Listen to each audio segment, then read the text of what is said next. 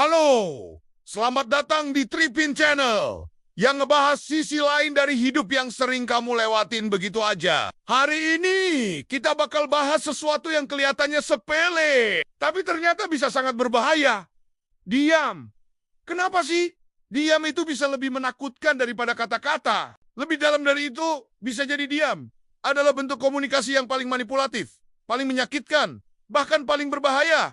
Yuk, kita bongkar bareng-bareng. Banyak orang mengira komunikasi hanya terjadi saat kita bicara, tapi dalam ilmu psikologi komunikasi, diam adalah bentuk komunikasi nonverbal yang sangat kuat. Diam bisa berarti menyimpan amarah, menghindari konflik, memberi hukuman diam, atau silent treatment, atau bahkan bentuk pengendalian emosi yang sangat terlatih. Menurut Paul Watzlawick, salah satu pelopor teori komunikasi, you cannot not communicate. Artinya, bahkan saat kamu diam, kamu tetap sedang menyampaikan sesuatu.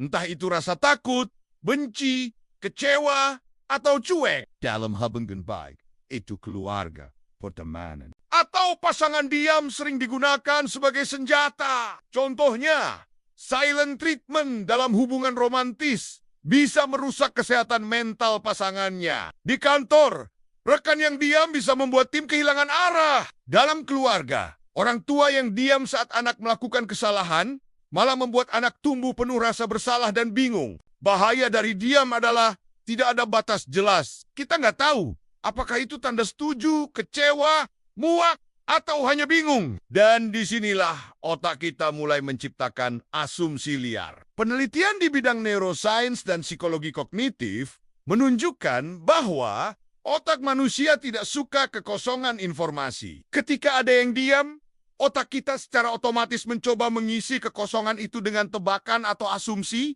Ini disebut dengan negativity bias. Kita cenderung menganggap diam itu tanda buruk. Contoh kecil, saat teman kamu tidak membalas chat, kamu mulai mikir, dia marah ya? Aku salah ngomongnya.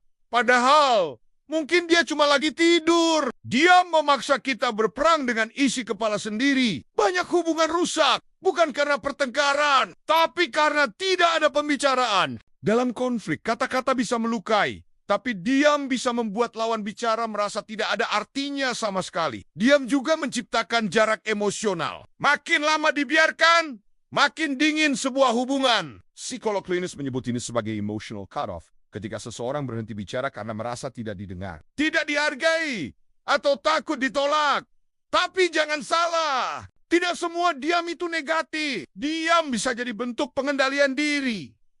Diam bisa jadi ruang untuk berenung, bukan menghindar. Diam bisa menyelamatkan kita dari ucapan yang disesali. Kuncinya adalah niat dan konteks. Apakah kita diam untuk menjaga atau untuk menjauh? Apakah kita diam karena menghargai atau karena memanipulasi? Jadi, kenapa diam bisa lebih berbahaya daripada kata-kata? Karena diam itu ambigu. Dan dalam keheningan, otak kita yang bicara dengan segala ketakutan, prasangka, dan luka yang belum sembuh. Kalau kamu merasa ada orang yang diam ke kamu, mungkin bukan kamu yang salah, tapi bisa jadi mereka belum tahu cara bicara dengan jujur. Dan kalau kamu yang diam, tanya lagi ke dirimu, apakah aku diam karena bijak atau karena takut? Terima kasih sudah nonton sampai habis. Kalau kamu suka konten seperti ini, jangan lupa like, komentar, dan subscribe biar gak ketinggalan insight-insight menarik dari Tripin. Sampai ketemu di video selanjutnya, di mana hal-hal kecil bisa jadi kunci besar memahami hidup.